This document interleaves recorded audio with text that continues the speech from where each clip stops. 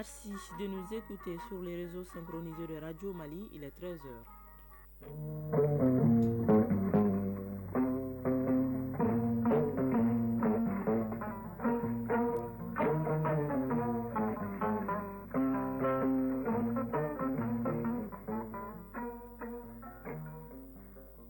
Le journal Barakissa Ouattara.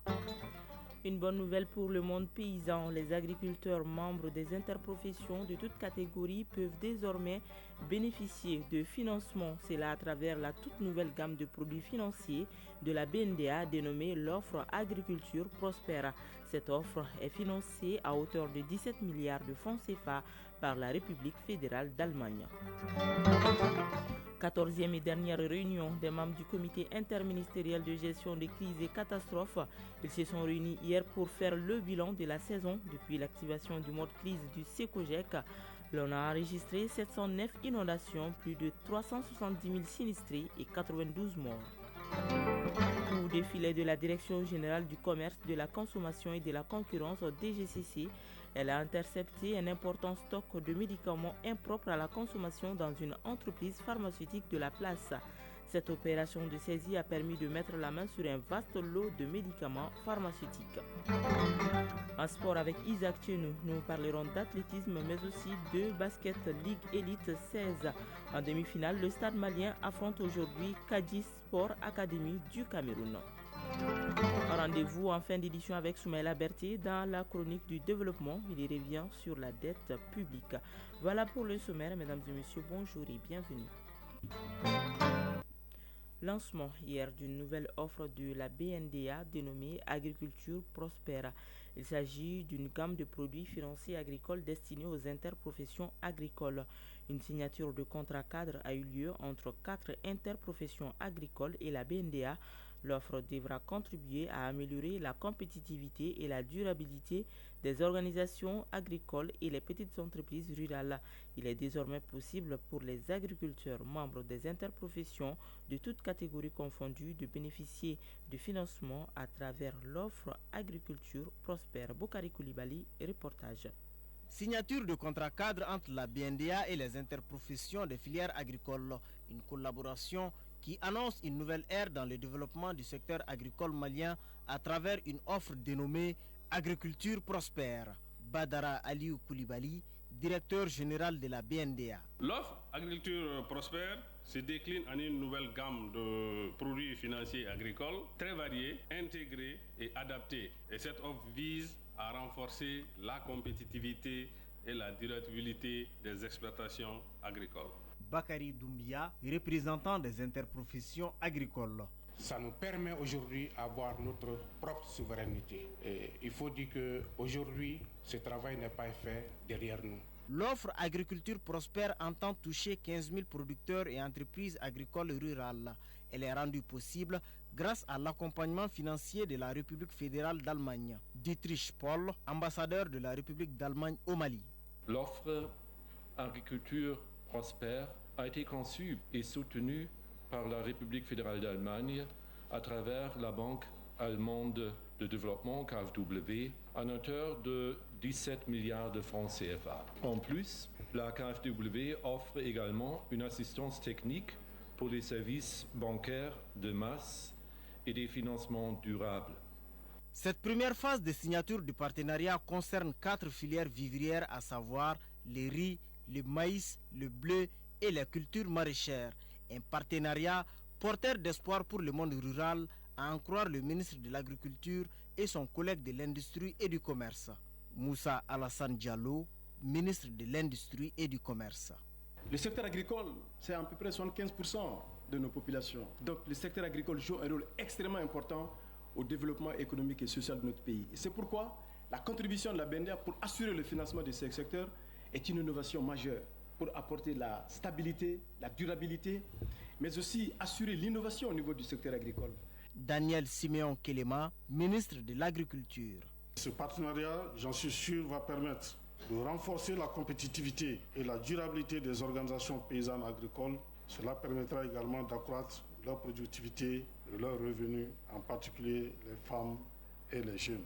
Créée en 1981, La BNDA œuvre depuis cette date au développement du monde paysan. Cette offre qui est ainsi lancée témoigne l'engagement de l'institution financière à apporter des solutions adaptées aux besoins des producteurs agricoles et entreprises rurales. Près de 100 millions de francs CFA, c'est le coût de réalisation du premier Orange Digital Center à Ségou. Ce Digital Center est le fruit d'un partenariat entre l'Université de Ségou et Orange Mali. Il vise la formation, l'accompagnement et le financement des jeunes au métier du numérique. La cérémonie d'inauguration était présidée par le ministre de l'Enseignement supérieur et de la Recherche scientifique, Fousseni Samaki. Cet Orange Digital Center, premier du genre dans une région du Mali, est le fruit du partenariat entre l'Université de Ségou et Orange Mali. D'un coût de réalisation de près de 100 millions de francs CFA, ce Digital Center vise l'accompagnement des jeunes dans les domaines du numérique et de l'innovation technologique. Cela dans un monde où les nouvelles technologies sont indispensables pour l'entrepreneuriat et la promotion de l'employabilité. Dr Ezaï Daou, recteur de l'Université de Ségou. L'Université de Ségou s'engage en formant ses étudiants à des métiers, ouvrant la voie à la création de l'entreprise et à leur auto-emploi. Voici là l'objectif visé par notre université en ouvrant Orange Digital Center Club.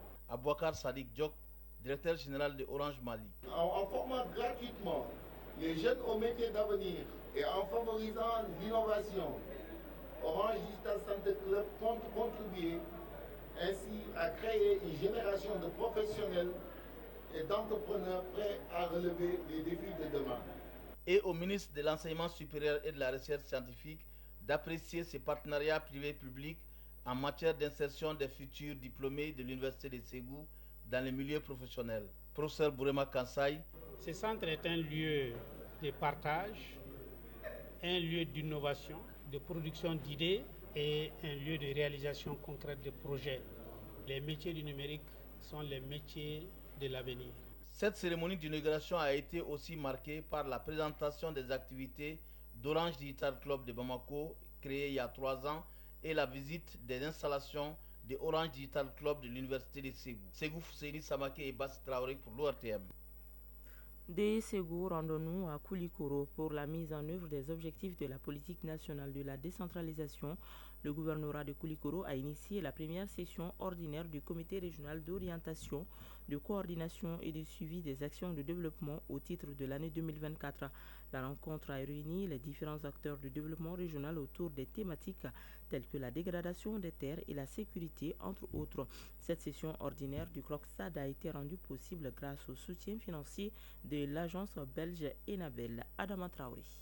En initiant cette première session ordinaire du comité régional d'orientation, de coordination et de suivi des actions de développement CROCSAD de l'année 2024, le gouvernorat de la 10e région entend donner un coup d'accélérateur au développement régional. Un processus qui passe nécessairement par un cadre d'échange et de dialogue entre les différents acteurs de la chaîne de développement au niveau local. Mama Agassadou Aïdera, directeur des cabinets du gouverneur de Koulikoro. Le comité régional de coordination et de suivi des actions de développement a pour mission de promouvoir la synergie des actions de développement entre les différents intervenants dans la région ou les districts de Bamako. Il s'agit en somme d'un outil de communication entre les acteurs des mêmes niveaux de collectivités territoriales et entre les acteurs de niveaux de collectivités territoriales différents.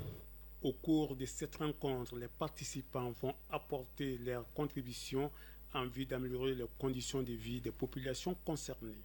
Ousmane Keïta, préfet du cercle de Néguéla. Parce que c'est une session d'opportunité, d'information, et quand on est bien informé, en retour on peut bien informer ses administrés et aussi saisir des opportunités qui ressortent de l'information. Donc elle est là très très bienvenue. Issa Yefia Kone, participant. En tant que membre du comité du CROCSAD, on est tous interpellés en ce qui concerne la problématique du développement. Le CROCSAD a pour mission de promouvoir la synergie des actions de développement autour de la région. Cette session ordinaire est une occasion qui devrait permettre d'aborder plusieurs thématiques, des thématiques relatives aux questions sécuritaires, en passant par les présentations des dossiers soumis à l'ANICT sur FINACT et la gestion des risques et catastrophes dans la région. La rencontre a été rendue possible grâce au soutien financier de l'agence belge Enabel à travers le projet portefeuille thématique Climat Sahel. Koulikoro, Adaman Traoré, Salif Maïga pour l'ORTM. Et ici à Bamako, les hommes de médias participent à une session d'information et de sensibilisation organisée par l'APDP, Autorité de protection des données à caractère personnel. Elle porte sur le thème les médias et la protection des données à caractère personnel. Une invite lors des écrits ou diffusions au respect des données personnelles. Fadema Keita. En matière de médias, de presse écrite ou d'audiovisuel, de presse en ligne, et même des réseaux sociaux, les données à caractère personnel sont sacrées. Les échanges organisés autour du thème « Les médias et la protection des données à caractère personnel » animés par le secrétaire général de l'APDP, Autorité de protection des données à caractère personnel, précisent les risques qu'encourent ceux qui s'y adonnent. L'initiative qui va en droite ligne des missions de la HAC, Haute Autorité de la Communication, est une invite des médias au strict respect de la déontologie dans le domaine de traitement et de diffusion de l'information. Gaussou Koulibaly, président de la HAC, Haute Autorité de la Communication. Ça va contribuer à faire en sorte que les journalistes puissent savoir leurs limites en matière de livraison, si on peut parler ainsi, de l'information au public. Ça leur permettra aussi de prendre conscience des risques qui peuvent découler de leur production. Des plaintes relatives à la violation des données à caractère personnel sont quotidiennement adressées à l'APDP, Autorité de protection des données à caractère personnel. Professeur Mamoudou Samasekou, président de l'APDP, Autorité de protection des données à caractère personnel. Nous avons constaté par rapport à notre domaine un certain nombre de dérives. Nous avons dit qu'il faut qu'on prenne contact et avec la presse formelle et avec le monde des réseaux sociaux, permettez-moi cette appellation, pour pouvoir en fait leur permettre d'avoir la bonne information, savoir les frontières, ne pas dépasser dans le cadre donc, de ce droit de la protection des données personnelles. La session de sensibilisation et d'information des médias en cours, l'APDP les invite à plus de vigilance et de respect des libertés individuelles dans le traitement et la diffusion des informations. Je le disais, les membres du comité interministériel de gestion de crises et catastrophes se sont réunis hier pour la dernière fois dans les locaux du Centre de coordination et de gestion des crises SECOGEC. Cette 14e réunion a permis de faire le bilan de la saison et remercier les autorités et les partenaires dans le cadre de la gestion des crises et catastrophes de cette saison exceptionnelle. Reportage d'Aouda Kouni. Le Mali a connu une saison de pluie 2024 pas comme les autres, marquée par des inondations et de beaucoup de sinistrés. Activé depuis un moment, le comité interministériel de gestion des crises et catastrophes vient de mettre fin aux réunions du Centre de coordination et de gestion des crises et catastrophes, SECOGEC, en mode crise. Pendant cette période, le SECOGEC a enregistré 709 cas d'inondation, 370 442 personnes sinistrées. Malheureusement, 92 personnes ont perdu la vie. Colonel Moussa Bakayoko, chef de division des opérations de secours de la Direction générale de la protection civile. Ces données cette année, vraiment, ça a été un travail très technique. Donc vraiment, tout le monde a fait son mieux cette année à ce que vraiment cette crise-là soit cernée. Cette 14e réunion a été l'occasion de remercier les membres pour leur assiduité et les autorités pour les mesures prises. Colonel Issa Raoul Dabo, chef du Centre de coordination et de gestion des crises et catastrophes, SECOGEC. Il s'agit ici de la mise en œuvre des dispositions pratiques existantes à travers le pays pour gérer et circonscrire une contingence d'envergure nationale et qui est d'envergure majeure. Pour rappel, la période d'activation du comité interministériel de gestion des crises et catastrophes portait sur la période du 1er juin au 30 octobre 2024. Elle a connu une prolongation. C'est pourquoi la rencontre de ce jeudi 7 novembre constitue la dernière pour une saison exceptionnelle. La Direction générale du commerce, de la consommation et de la concurrence a intercepté mercredi dernier un important stock de médicaments non conformes au sein de l'entreprise pharmaceutique Touchou Pharma, située dans le quartier de Nyarela, en commune 2 du district de Bamako. L'opération de saisie, qui s'est déroulée sous la supervision du sous-directeur du commerce intérieur et de la consommation et en présence des forces de l'ordre, a permis de mettre la main sur un vaste lot de médicaments pharmaceutiques. Agibi Koulibaly. La saisie a été effectuée à 2 niveaux, au siège de Touchou Farman à Nyarela et dans un de leurs entrepôts de stockage à Sotuba, où d'importantes quantités de produits pharmaceutiques étaient entreposés dans des cartons et des rayonnages. Constatant les irrégularités, le sous-directeur du commerce intérieur a pris des mesures immédiates, ordonnant à un agent d'afficher sur la porte du magasin une mention indiquant « fermé pour non-respect de la réglementation en matière de commerce et de protection du consommateur ». Diakaridia Dambélé, sous-directeur du commerce intérieur et de la consommation à la DGCC. Dans le cadre de la protection du consommateur et sur la base des renseignements, les enquêteurs de la Direction générale du commerce, de la consommation et de la concurrence ont pu mettre la main sur cet important lot de produits pharmaceutiques destinés à usage humain dont les dates ont expiré. Par rapport à de tels cas, nous demandons aux populations d'être beaucoup vigilantes par rapport aux produits qu'elles consomment. Ces produits vont faire l'objet d'une saisie provisoire et le dossier sera transmis à l'autorité compétente pour une saisie définitive pour la destruction des 10 produits qui sont périmés. Cette action de la Direction générale du commerce, de la consommation et de la concurrence s'inscrit dans une volonté de renforcer les contrôles pour protéger la santé des consommateurs et garantir le respect des normes en vigueur dans le secteur pharmaceutique. À présent, les nouvelles à l'international législatif au Sénégal, l'ancien président Macky Sall, à la tête de la coalition d'opposition Taku Walou, mène une campagne à distance depuis le Maroc à un réseau social, une première du genre dans le pays. Il avait pourtant affirmé prendre sa retraite politique après avoir quitté le pouvoir en mars dernier. Les tensions au Mozambique s'intensifient. Des milliers de manifestants ont de nouveau envahi les rues de la capitale, Maputo, pour dénoncer les résultats des élections générales du 9 octobre remportées par le Frelimo, parti au pouvoir depuis près de 50 ans. La manifestation était sous haute surveillance policière. Hors du continent présidentiel aux USA, le président russe Vladimir Poutine a félicité Donald Trump pour son élection à la présidence. Poutine affirme sa volonté de coopérer avec le nouveau dirigeant pour rétablir les relations entre la Russie et les États-Unis, ainsi que pour avancer sur la résolution de la crise ukrainienne. Dans son allocution, il a également appelé les dirigeants occidentaux à accepter la transition vers un monde multipolaire où chaque nation pourrait affirmer sa souveraineté et coexister dans un cadre de respect mutuel. Mali Actualité, il est 13h passé des 17 minutes.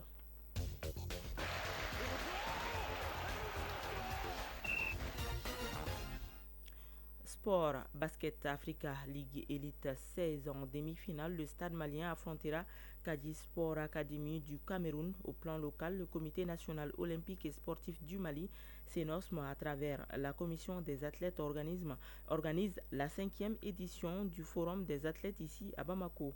Le résumé de l'actualité sportive avec Isaac Chenou.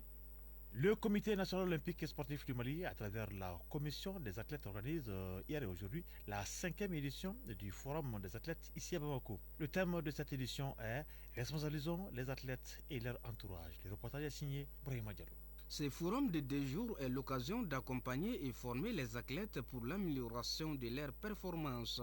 La formation, l'accompagnement et l'orientation sur la question alimentaire des athlètes, leur reconversion après carrière sont entre autres sujets qui sont au cœur de ces échanges. Le thème de cette année est « Responsabilisons les athlètes et leur entourage ». Djenebou Dante, commission des athlètes du Mali. Ils doivent s'occuper de leur développement et du développement de leur entourage aussi. Au finish, l'impact, c'est le développement du pays et que tout le monde bénéficie de leurs pratiques sportives. Le représentant du président du comité national olympique et sportif du Mali, Tidjane Bédia Niambili, a souligné l'importance du forum tout en exhortant les athlètes à représenter dignement le Mali. Vous êtes déjà responsabilité par la prise de conscience que vous représentez un pays. Vous êtes les héritiers d'un grand pays et vous devez vous comporter conséquemment. Ces 2 jours de travaux seront l'occasion de renforcer les capacités pour ces différents participants. Basketball African League Elite 16, le Samalin de Bamako jouera les demi-finales de la compétition. Les Blancs de Bamako ont enchaîné avec une 3e victoire hier en dominant Mwanda Basket du Gabon 79-53. En demi-finale, le Samalin de Bamako affrontera Kadi Sport Academy du Cameroun. Football féminin, la CAF a annoncé hier jeudi dans un communiqué que le prize money de la Ligue des champions féminines 2024 allait s'élever à environ 2 350 000 $, environ 1 175 millions de francs CFA, soit une augmentation de 52%. Ainsi, chacun des 8 clubs participants recevra au moins 75 millions de francs CFA. Le vainqueur recevra environ 300 millions de francs CFA. Le vice-champion d'Afrique répartira avec 200 millions de francs CFA. 8 équipes participeront au tournoi qui se tiendra du 9 au 23 novembre dans les villes d'El Jadida et Casablanca. Athlétisme pour terminer. La Cour de cassation a annulé les peines de prison de Pape Massata Diack, qui sera donc rejugé en cour d'appel pour corruption dans l'affaire du dopage russe qui date de 2011. C'est donc un rebondissement dans l'interminable affaire de corruption des anciens dirigeants de World Athletic. Dans son arrêt, la haute juridiction estime que l'ancien consultant marketing de la Fédération internationale d'athlétisme IAAF, devenu aujourd'hui World Athletic, doit être réjugé du chef de complicité de corruption passive, et la Cour d'appel de Paris n'ayant pas suffisamment motivé sa décision en le désignant coupable l'année dernière. Chronique du développement.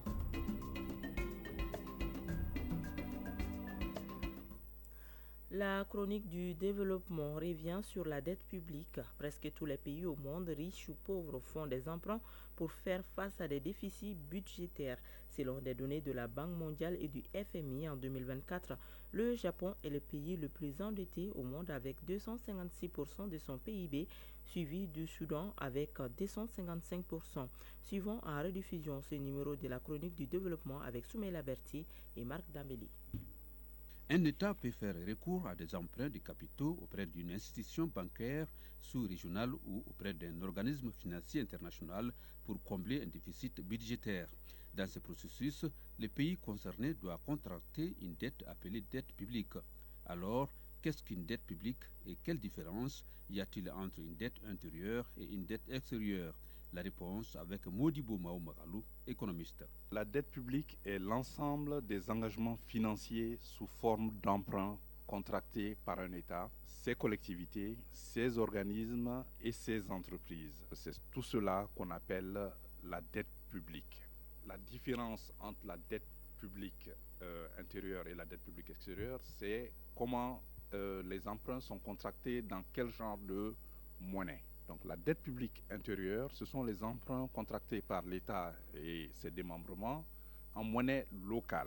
Mais par contre, les emprunts contractés en monnaie étrangère, surtout en devise, ça c'est la dette publique extérieure. Si la dette publique est censée résoudre un problème budgétaire d'urgence, il n'en demeure pas moins qu'elle impacte le fonctionnement budgétaire du pays emprunteur. Quand un État est endetté, évidemment, il y a ce qu'on appelle l'encours de la dette, c'est-à-dire ce qui lui reste à payer, parce qu'il y a des remboursements qui sont échelonnés dans le temps. Donc il y a des intérêts à payer, parce que chaque dette vient avec un intérêt à payer, ce qu'on appelle le service de la dette. Donc plus vous êtes endetté, plus le service de la dette est élevé. Donc quand le service de la dette est élevé et que vous devez rembourser plus, soit en monnaie locale, soit en monnaie étrangère, ça diminue votre marge de manœuvre en termes de dépenses budgétaires. Parce que si vous avez un budget de 1000 milliards de francs CFA et que vous avez un service de la dette de 300 milliards, évidemment, ça fait beaucoup. Pour bénéficier d'un emprunt, un État doit répondre à un certain nombre de critères dits de convergence macroéconomique. Il existe 3 critères de convergence de premier rang. Mais dans l'espace IMOA, il y a un qui paraît plus déterminant. Modibo Maoumakalou, économiste. L'un des critères de convergence macroéconomique de l'Union économique et monétaire ouest-africaine, c'est-à-dire les 8 pays qui ont en partage le franc CFA, concerne la soutenabilité de la dette. Et ce critère dit que la dette publique des États membres, l'encours de cette dette publique ne doit pas dépasser 70% du produit intérieur brut. Actuellement, du Mali, nous sommes à environ un peu plus de 50% du PIB qui est constitué de dette publique, environ 53%. Si vous vous empruntez de l'argent et que vous l'utilisez pour financer des investissements productifs, des projets structurants, évidemment, cela va générer un retour sur l'investissement qui vous permettra de rembourser cette dette. Mais par contre, si vous financez votre fonctionnement avec de la dette publique, qu'elle soit intérieure ou extérieure. Et évidemment, cela ne va pas générer beaucoup de retours sur l'investissement. Et maintenant, pour rembourser le service de la dette et l'encours, vous allez avoir des difficultés et donc cela va créer des problèmes de la dette comme on le connaît en ce moment dans beaucoup de pays du monde et dans quelques pays africains. Apparemment, il y en a 9 sur 54 qui sont dans une situation critique à cause de leur endettement. Assurément, très peu de pays au monde, développés ou non, peuvent se passer de la dette publique. En 2024, le Japon, 4e puissance économique mondiale, est le pays le plus endetté au monde avec 256% de son PIB, suivi du Soudan, l'un des pays les moins avancés de la planète, avec 255% de son PIB. Retrouvez donc cette édition sur nos plateformes digitales pour vous dire que c'est la fin de cette édition qui vous a été présentée par Barakissa Ouattara. Elle a été réalisée par Awa Traoré sous la coordination de Ousmane Dao. La mise en onde est assurée par Alima Ouattara. À la mise en ligne, Badi Touré. Merci à vous de l'avoir suivi. Prochain rendez-vous avec les infos, c'est à 19h30 avec Soumaïla Berté. D'ici là, juste après ce journal, vous pourrez suivre les avis et communiquer avec Fatim Dambélé. Bonne suite de programme.